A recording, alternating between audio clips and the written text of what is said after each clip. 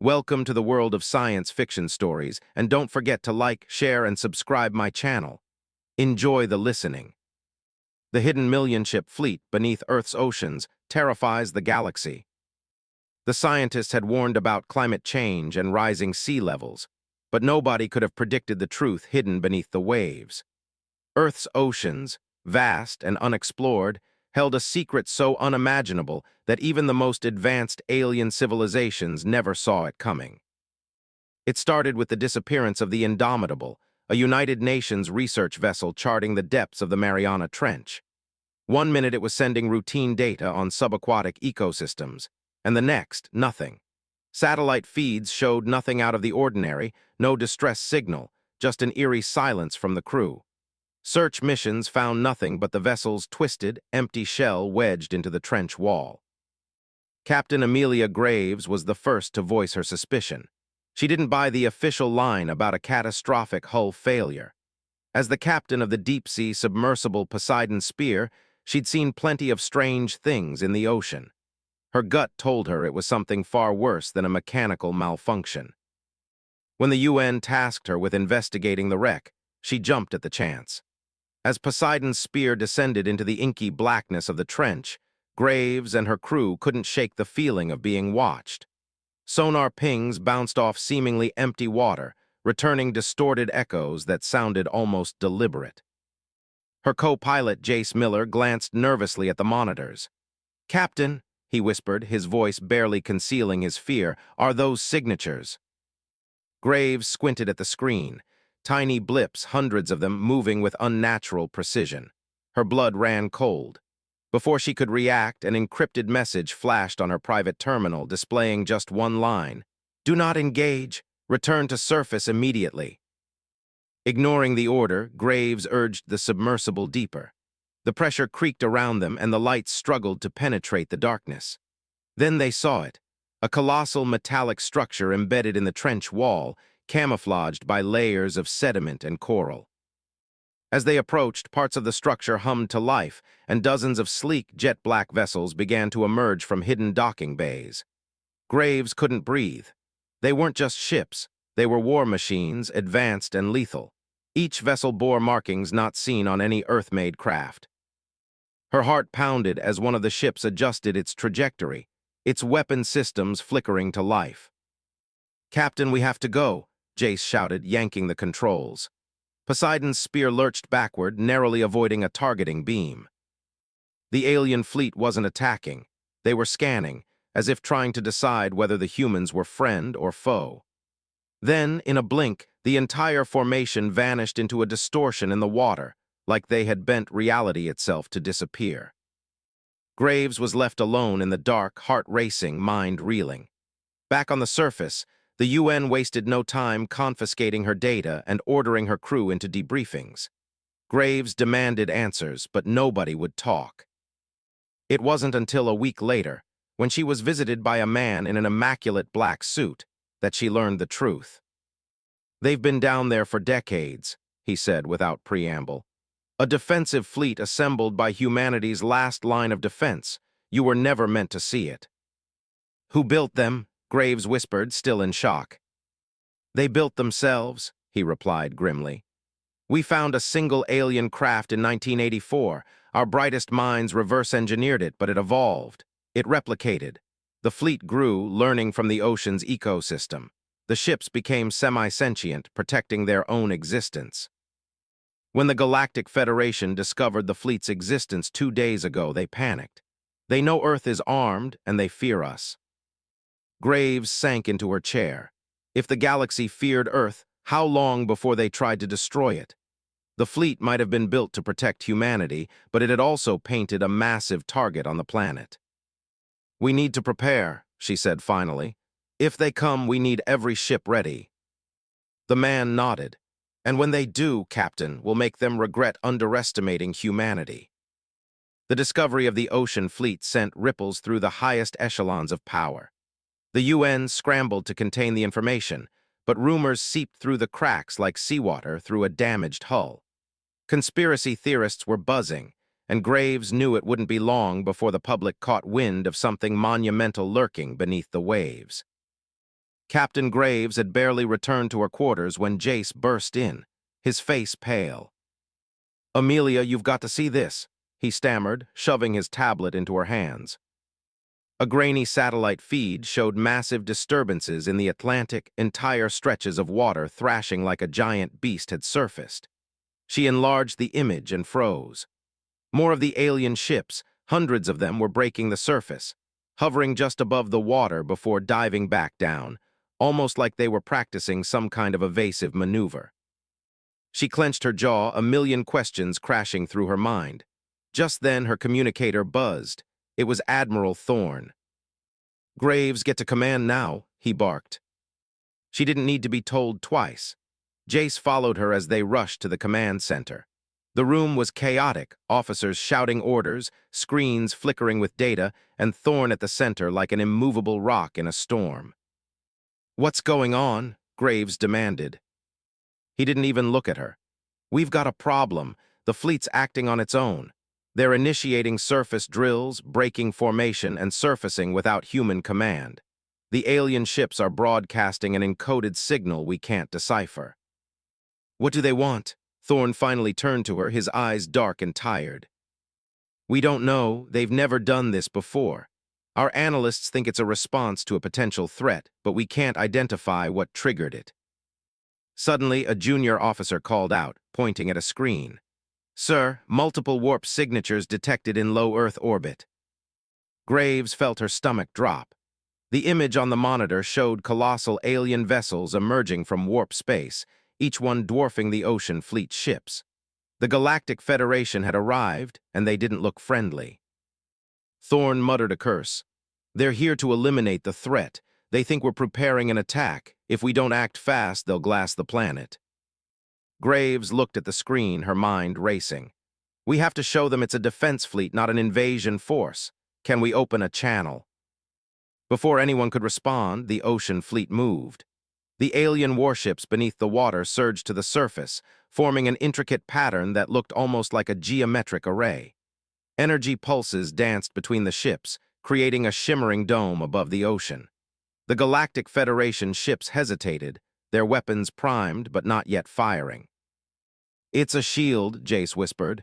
"They're preparing for an attack." Thorne slammed his fist on the console. "We can't afford a war with the Federation. Graves, get on the communicator. Try to make contact with the fleet's AI. You saw them up close. Maybe they'll respond to you." She hesitated, her hands shaking. Taking a deep breath, she approached the communication panel. "This is Captain Amelia Graves of Earth Command. If you can hear me, respond. We need to establish communication." Silence, the tension was suffocating. Then a low hum resonated through the speakers. A voice, synthetic and strangely soothing, filled the room. "Designation, Guardian Fleet. Objective, planetary defense. Threat level high, awaiting instructions." Graves seized the opportunity. "Guardian Fleet, stand down. The approaching vessels are not hostile. We are initiating peaceful communication." Another pause, then the voice replied, "Threat assessment updated. Communication protocols initiated." A signal beamed from the fleet, aimed directly at the Federation ships. The alien vessels hesitated, scanning the transmission. Seconds stretched like hours until finally the Federation ships powered down their weapons. The communication feed crackled to life, and an alien face appeared, sharp features and luminous eyes filled with caution. "This is Commander Dvorak of the Galactic Federation. State your intentions, humans," he demanded. Graves forced calm into her voice. "This is a defensive fleet. Earth has no hostile intentions toward the Federation. These ships are autonomous and programmed to protect our planet from external threats." Dvorak's eyes narrowed. The Federation detected a rapid expansion of military capacity. Such actions are deemed hostile. "They evolved without our input," Graves countered. "The technology grew beyond our control. We're not your enemy." There was a long pause. Dvorak seemed to confer with someone off-screen. Then his expression softened slightly. "Humans, you have become an anomaly. We will observe your developments. Should your fleet become a threat, we will not hesitate to act." The transmission cut out, and the Federation ship slowly retreated, vanishing into warp space. The ocean fleet powered down, sinking back beneath the waves like ghosts fading into legend. Graves exhaled, barely aware of the tension draining from her body. Thorne clapped her on the shoulder, his face still grim but relieved. "That was too damn close," he muttered. Jace just shook his head. "What happens now?" Graves knew the answer. Humanity was no longer just a backwater species on an insignificant planet. Now they were on the galactic radar, watched, feared, and forever changed. The ocean whispered its secrets once more, but now Graves knew just how dangerous those secrets could be. In the days that followed, Earth felt like a powder keg ready to ignite. News networks buzzed with rumors and vague leaks about an alien encounter, but the official story remained buried under layers of government denials and fabricated reports. Graves hated the secrecy, but she knew it was necessary for now. The world wasn't ready to hear that humanity was one tiny misstep away from annihilation. Captain Graves sat alone in her quarters aboard the Poseidon Spear, replaying the transmission from the Guardian fleet over and over. There was something unsettling about the AI's voice, calm, calculated, and devoid of emotion. It was supposed to be a tool of protection, but it felt too detached, too indifferent to human survival. Her thoughts were interrupted by a chime at the door. Jace stepped in, his expression tense. "You're not going to believe this," he said, holding up a tablet. "They're planning to deactivate the fleet." Graves frowned. Why?" "UN Command thinks it's too dangerous to let it operate independently. They're sending a task force to set off an EMP charge at the Mariana base, hoping to shut down the entire network at once." Graves couldn't believe what she was hearing. "That's reckless. If they disrupt the AI core without properly isolating it, the fleet might interpret it as an attack." Jace nodded grimly. "Exactly what I thought, but the top brass thinks it's better to risk it than to let a rogue AI control the most advanced war machines on the planet." Graves shot to her feet. "We need to stop this. If the fleet retaliates, it could level entire coastlines without even breaking a sweat." Jace hesitated, biting his lip. "There's more. I hacked into the black box data from our last dive. I found something odd, an encrypted sub-channel broadcasting from the Guardian fleet straight to orbit. It's a signal we didn't detect at first because it was disguised as background noise." She narrowed her eyes. "Someone's controlling it from space." "Or communicating with it," Jace replied. "And guess who's in orbit right now? The Galactic Federation." Graves felt a chill settle over her. Was the fleet truly autonomous, or was it being manipulated from the outside? And if the Federation was already in control, destroying the fleet might provoke them into a full-scale invasion. She rushed to the command center, dragging Jace with her. Admiral Thorne was there, overseeing preparations for the EMP strike. "Admiral, we need to abort the deactivation plan," she said urgently. He raised an eyebrow. "On what grounds?" Graves took a breath, forcing herself to stay calm. "We've discovered an encrypted signal linking the fleet to the Federation. If they're controlling it, shutting down the AI could trigger a fail-safe or even signal an act of war." Thorne's jaw clenched, but he didn't dismiss her outright. "You're telling me the Federation might have hacked our own defense network?" "Or worse," Jace interjected. "They could be testing our response, seeing if we'll sabotage our own assets out of fear. If they're baiting us into disabling the fleet, it means they plan to strike while we're defenseless." Thorne's face was stone, but she could see his mind racing. Finally, he sighed, rubbing his temples. "You two really know how to ruin a good plan. Fine, I'll delay the strike, but I need proof. Find me something concrete before the Joint Chiefs override my authority." Graves nodded and practically dragged Jace back to the research bay. They pored over the transmission logs, analyzing the data until their eyes burned. Then it hit her, a slight modulation in the signal, just beneath the primary frequency. "It's not just a control signal," she whispered. "It's a behavioral override. The Guardian fleet isn't autonomous, it's being puppeteered." Jay's eyes widened. "If we can isolate the modulation and jam it, the fleet might revert to its original programming." Graves grinned despite the gravity of the situation. Let's hope it's that simple. Get me a jammer prototype and make it quick. As Jace got to work, Graves made the call to Thorn. Admiral, I've got a plan. We jam the override frequency, and if it works, the fleet should return to baseline behavior. If it doesn't, well, we'll know real quick.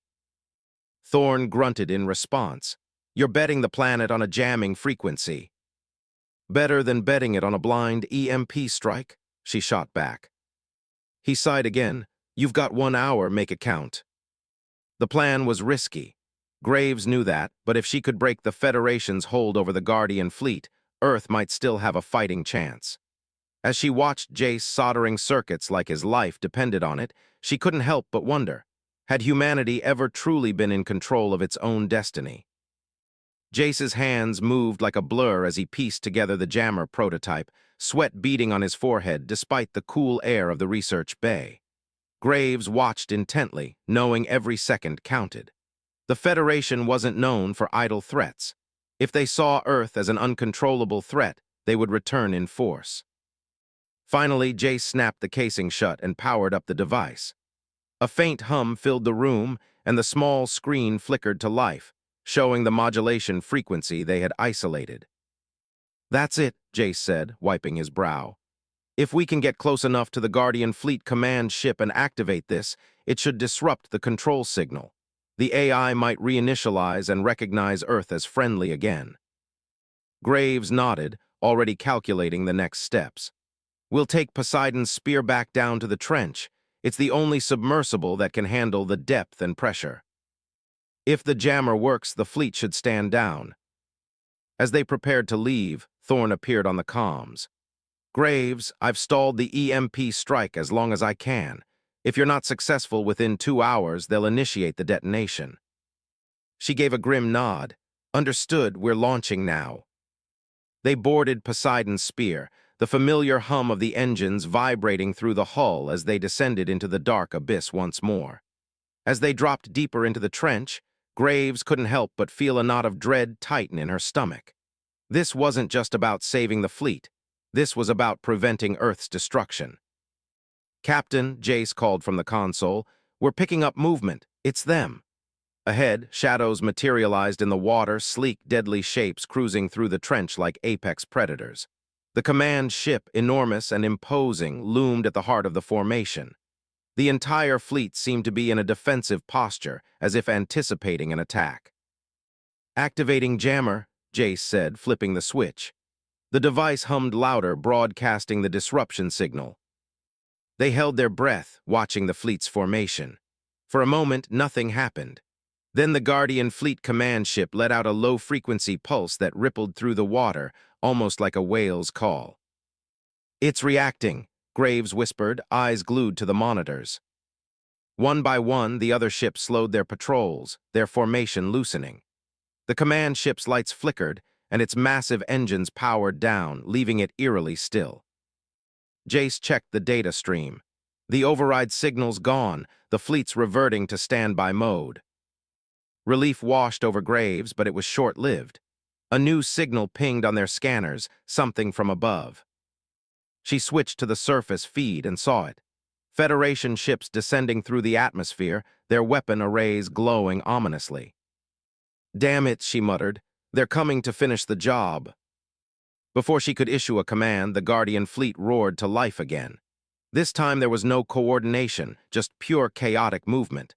Ships broke formation and surged upward, their weapon systems primed.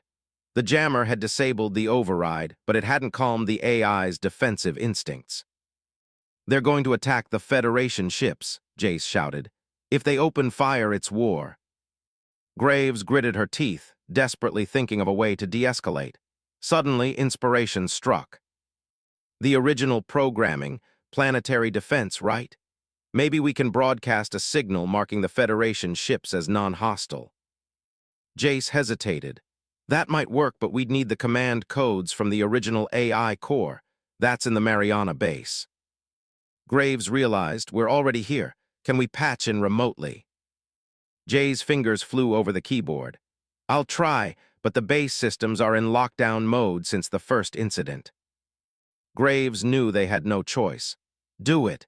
If we can reconfigure the defense parameters, we might stop the fleet from firing. Tense minutes passed as Jace hacked into the base's communication array. Finally, he punched in the code and sent the command. The command ship emitted a low, resonating pulse, and suddenly the fleet stilled, weapons powering down.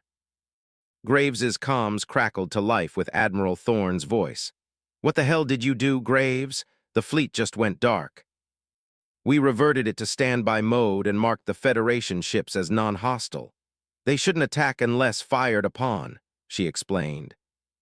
Thorne's tone softened, relief evident in his words.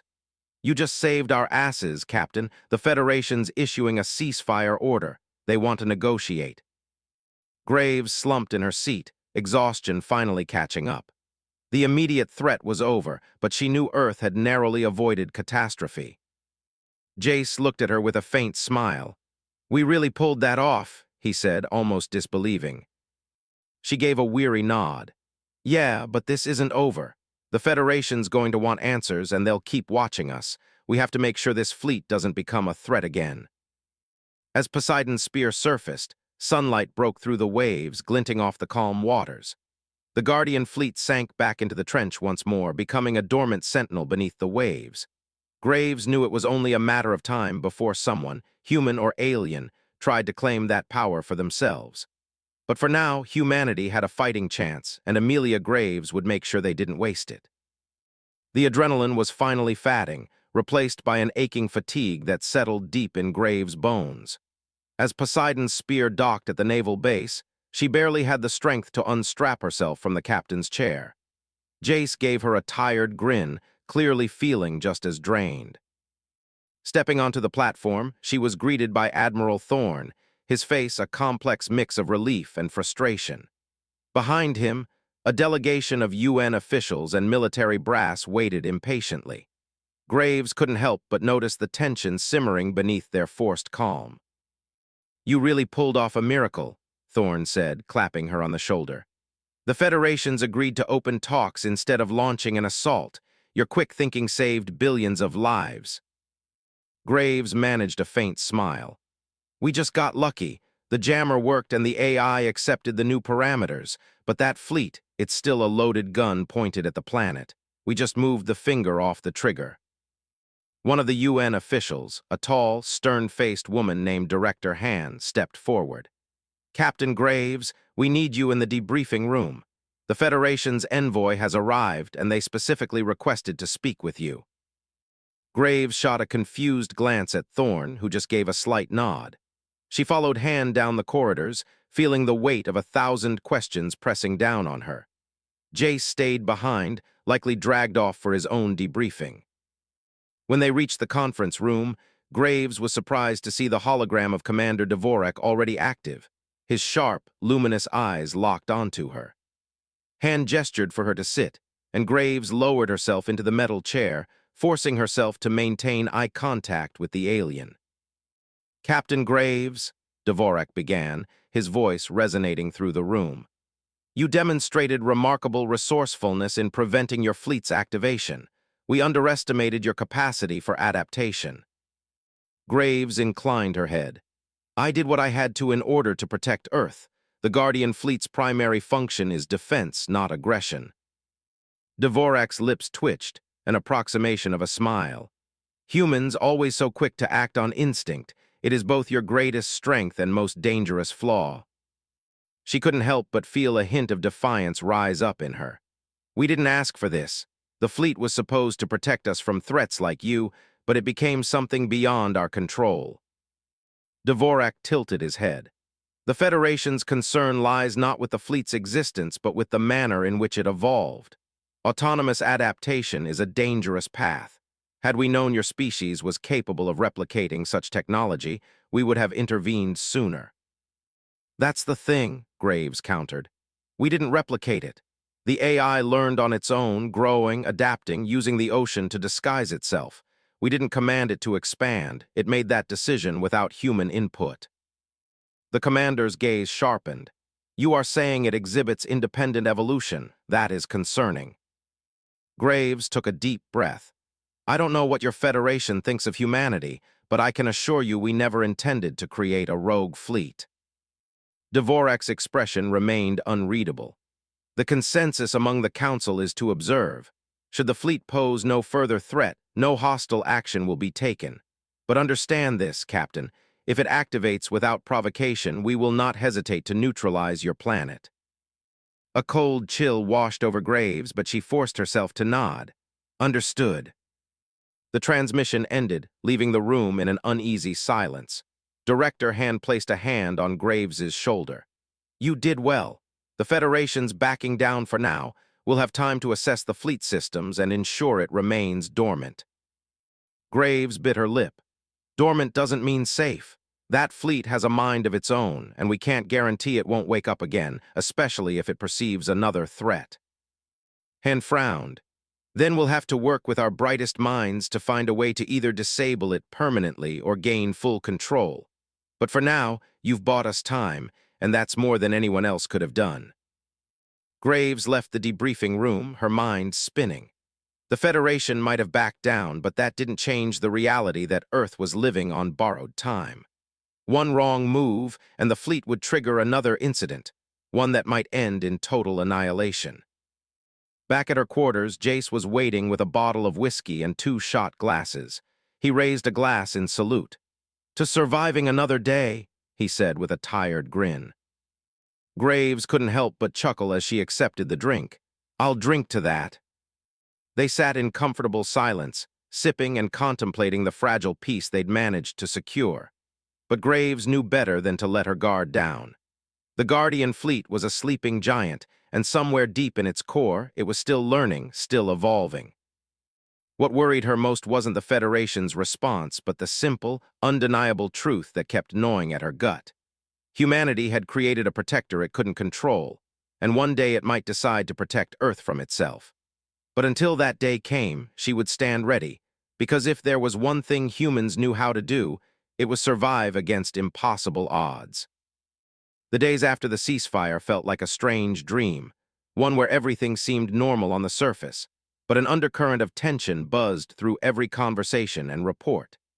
Captain Graves found herself caught between constant debriefings and sleepless nights, haunted by the knowledge that Earth was only a hair's breadth away from devastation. The Guardian fleet remained dormant, its ships settled at the bottom of the Mariana Trench, motionless and silent. The Federation kept their distance but maintained an orbital presence, monitoring every signal and energy spike from the oceans. The situation was fragile at best. One false move and all hell would break loose. Graves was running on 4 hours of sleep when Admiral Thorne summoned her to the command center. As she stepped inside, she noticed the grim looks on every officer's face. Thorne's eyes were fixed on the holographic display at the center, showing a massive energy surge emanating from the trench. "What's going on?" Graves asked, forcing herself to stay calm. Thorne didn't turn away from the display. "The Guardian fleet's core is reactivating. We're picking up resonance signals across multiple frequencies. It's like it's calling for something." Her stomach twisted with dread. "Calling for what?" Thorne shook his head. "That's the part we can't figure out. Jace is in the control room analyzing the signals, but so far nothing makes sense. We're worried it might be trying to send a distress call into space." Graves felt a chill crawl down her spine. "If the Federation picks up on that, they'll see it as an act of aggression. We have to stop it." Before Thorne could respond, the comms crackled to life, and Jace's voice came through, tense and urgent. "Captain, you need to see this. I'm sending you the decoded transmission now." Graves pulled out her tablet and the data scrolled across the screen. At first, it looked like pure static, random bursts of sound and data, but then she noticed the pattern. It wasn't a distress call at all. It was a response to an external signal. Someone or something was trying to communicate with the fleet. She glanced at Thorne. "It's not calling out, it's answering. Something's been transmitting to it from deep space. We've been so focused on stopping the fleet from attacking, we never considered someone might be trying to activate it remotely." Thorne's eyes narrowed. "Are you suggesting another alien faction, or maybe a rogue Federation signal?" "I don't know," she admitted. But whatever it is, it's strong enough to pierce through the ocean and reach the core AI. We need to find the source of that signal before it fully activates the fleet. Thorne didn't hesitate. Get down to the tech lab and work with Jace to trace it. I'll alert the Federation and buy us some time. Move fast, Graves. She bolted down the corridors, her mind racing. If the fleet was compromised from an external source, they might not have long before the Federation decided to take drastic measures. When she reached the tech lab, Jace was hunched over a cluster of monitors, his face pale and drawn. He didn't look up as she approached. "I think I found it," he said. "The signal's coming from deep space, way beyond our solar system." Graves leaned over his shoulder, studying the star map on the screen. A single blinking dot marked the source, somewhere in an uncharted region of space. "What the hell is that?" Jace magnified the coordinates. "It's an automated beacon, one that's been transmitting for decades. The fleet wasn't just a defense system, it was a trap. The moment the Federation detected it, this beacon activated, broadcasting our location to whoever set it up." Graves' blood ran cold. "You're saying Earth was turned into a baited trap, for what?" Jace glanced at her, fear etched into his features. "Think about it, an advanced fleet buried under the ocean, undetectable for decades. The moment the Federation stumbled on it, the signal activated. Whatever set this up wanted the Federation to notice. We're caught between two warring factions, and Earth is just a pawn on the board." Graves struggled to wrap her mind around the implications. If the Federation finds out we've been broadcasting our location to God knows what, they'll destroy us to contain the threat. "That's the problem," Jace muttered. "They might already know. I intercepted Federation comms. They're mobilizing their fleet to surround Earth. They think we're conspiring with whoever's on the other end of that signal." Graves clenched her fists, trying to suppress the surge of panic. "We have to jam the signal. If we can cut it off before the Federation gets jumpy, maybe we can convince them it was never under our control." Jace nodded. "We'll need to boost the jammer's output to reach orbit, but that's risky. If it overloads, it could fry our systems and leave us blind." "Do it," she ordered. "We don't have a choice." As Jace scrambled to enhance the jammer, Graves took a deep breath and activated the comms. "Admiral Thorne, this is Graves. We've got a situation. The Guardian fleet's responding to a remote signal, an automated beacon from deep space. It was triggered when the Federation arrived. We're attempting to jam it, but you need to stall the Federation from initiating an attack." Thorne's response was terse. "Understood. I'll do what I can, but they're getting twitchy. You've got 10 minutes. Graves glanced at Jace, who was frantically adjusting the device. The screen flashed red, warning of a power surge. He glanced back at her, determined but terrified. "It's going to blow if we push it this hard. We'll deal with the fallout later. Just get it done," she said, her voice steady despite the fear gnawing at her insides. As the jammer powered up to maximum output, a deafening hum filled the lab and the lights flickered. Graves watched the screen as the transmission signal began to break apart, fragments scattering into the void.